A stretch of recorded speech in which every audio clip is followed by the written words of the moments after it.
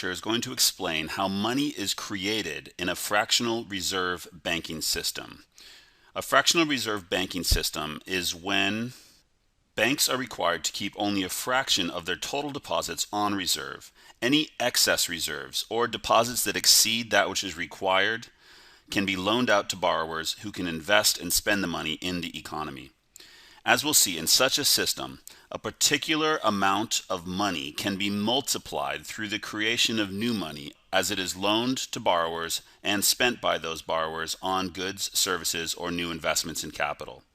In order to understand how money is created through a fractional reserve banking system, we're going to start with the assumption that there is a business, an industry in which goods and services are produced. So in our upper left-hand corner here, we have our businessman and his factory.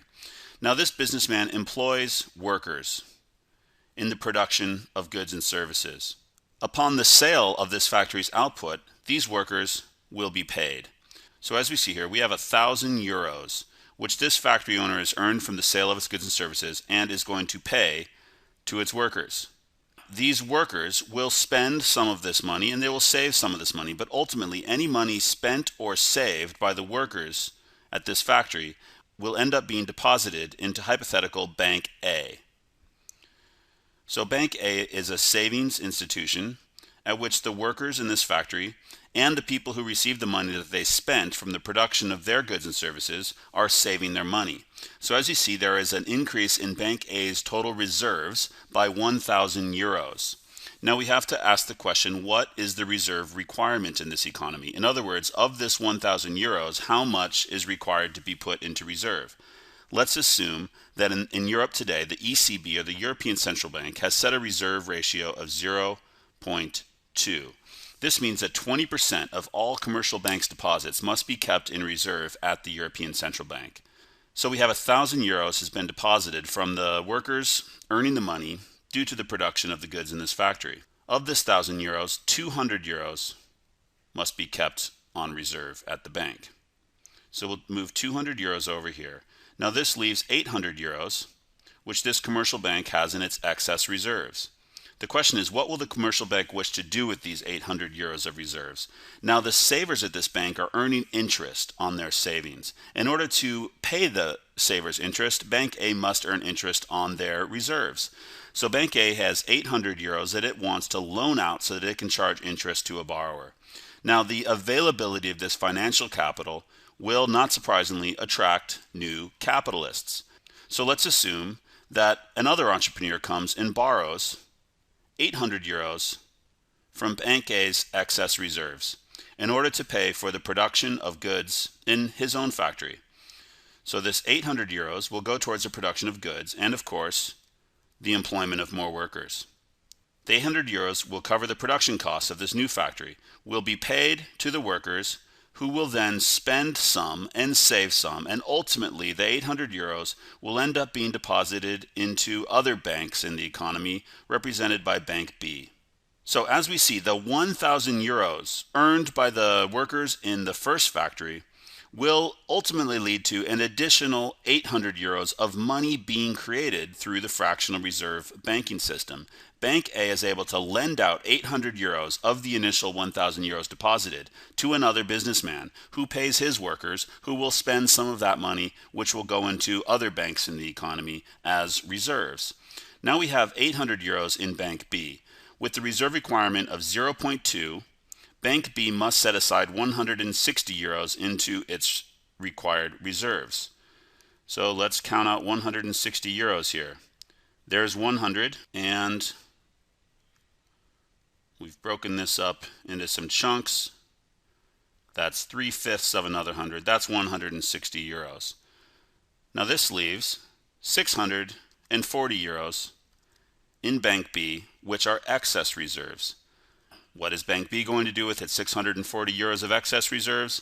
Of course, it wants to loan this money out so that it can charge interest to borrowers and earn a profit by paying its savers a slightly lower interest rate. The availability of excess reserves in Bank B attracts new borrowers. So we'll have yet another borrower join the market, borrow the 640 euros, use this money to pay for the production of goods and services and for the employment of yet more workers.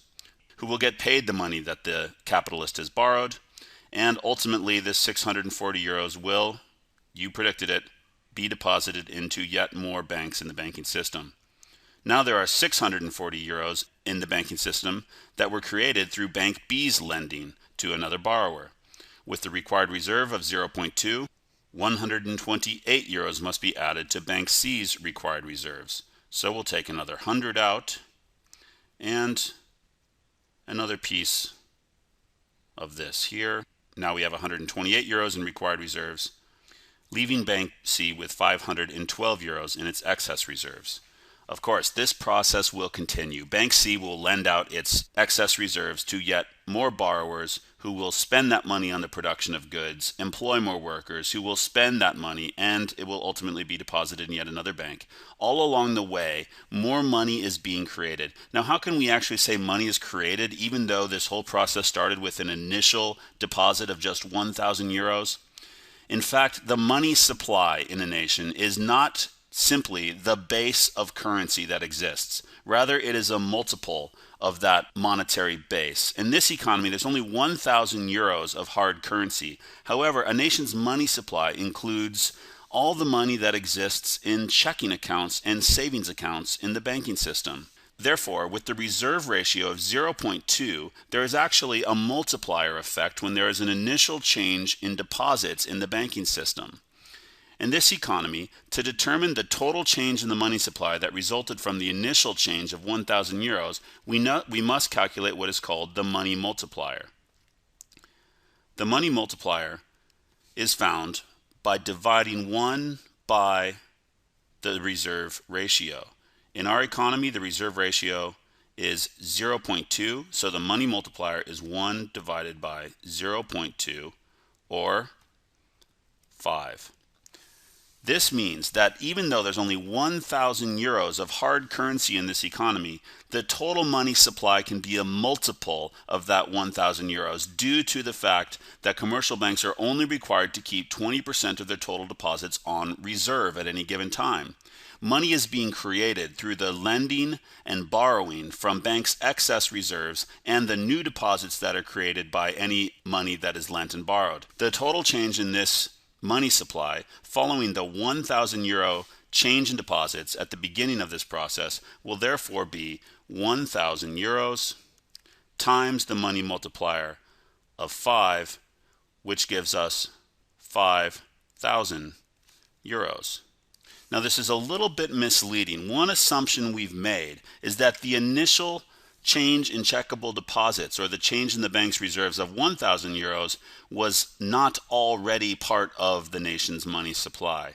In fact, if we take into account that the original entrepreneur used to pay for the manufacture of his goods and to pay his workers was already part of the money supply, then the actual change in the money supply will be 5,000 euros minus the original 1,000.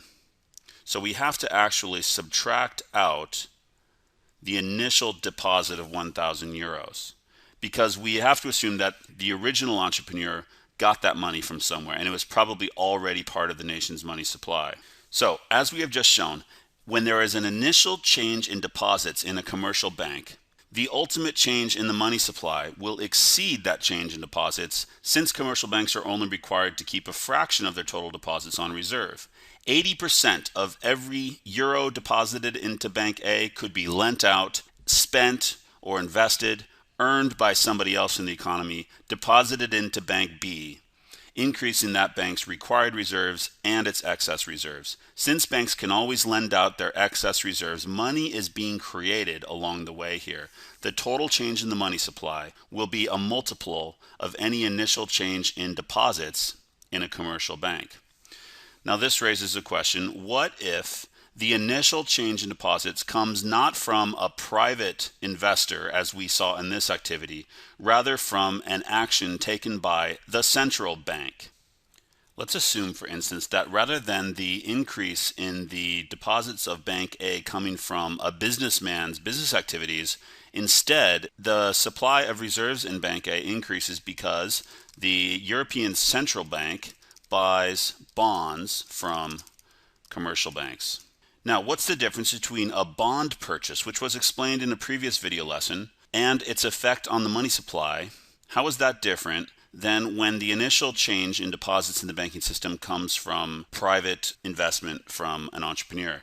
In fact, as you may recall, money held at a central bank is not considered part of the money supply. Therefore, when the European Central Bank buys bonds, which is an open market expansionary monetary policy, the supply of excess reserves will increase, just as it did before, by 1,000 euros. At the same time, the required reserves will once again increase by 20% of 1,000 euros or 200 euros, leaving 800 euros of excess reserves for Bank A to loan out. However, the difference now is that the change in the money supply will be equal to the initial change in deposits multiplied by the money multiplier. So in this case, the total change in the money supply will equal 1,000 euros times the money multiplier of 5, which is 5,000 euros.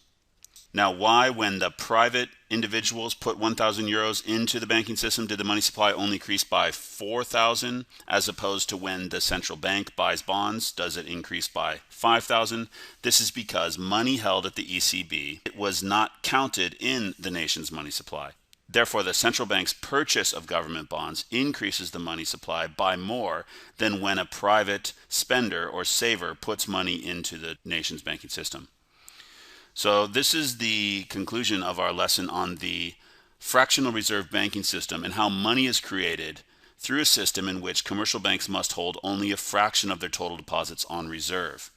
When a bank loans out money that is saved in its institution, it creates new money. For this reason, the total change in the money supply resulting from an initial change in deposits in a commercial bank will be a multiple of the initial change in deposits. The money multiplier is always 1 divided by the reserve requirement. So we can learn this tool here. The money multiplier is 1 divided by the reserve requirement. Multiply this by the initial change in deposits and you will get the total change in the money supply. But keep in mind, if the initial change in deposits comes from an increase in savings from private spenders or savers, then the initial change in deposits cannot be included in the total change in the money supply. However, if the initial change in deposits comes from a purchase of bonds by the central bank, then the money supply will increase by the money multiplier times the initial change in deposits.